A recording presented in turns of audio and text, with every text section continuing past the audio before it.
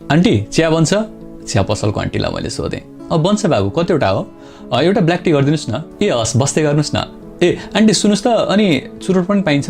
हामी चुरोट बेच्दैनौँ नि बाबु।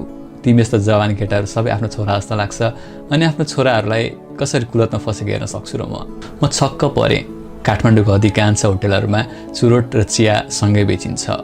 अझ चुरोट बेचेन भने चिया पसल नै चल्दैन। तर यहाँ भने चुरोट नै छैन, अझ बेच्ने गरेकै छैन रे। बाबु चुरोट खाने भए चाहिँ उत्यो तल्लो पसलमा पाइन्छ, गएर ल्याऊ भनेर मलाई पसल देखाइदिनु भयो। घरबाट टाढा भएपछि घरको याद नआउने त कुरै भएन। त्यसमाथि चिया पसलको आन्टीले छोरा भनेपछि चुरोट पिउने आँटे आएन।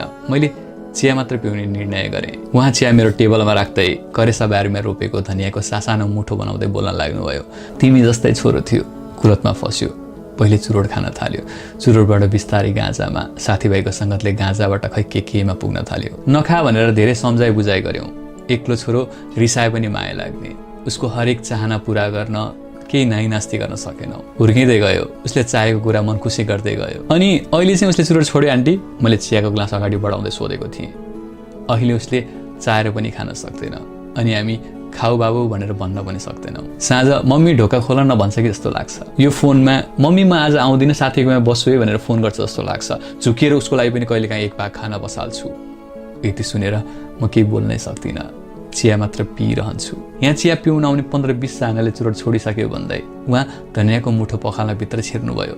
धनियाँको मुठो पखाल्न भित्र छिर्नुभयो कि आँखाको आँसु पखाल्न भित्र छिर्नुभयो, मैले ठम्ब्याउन सकिनँ।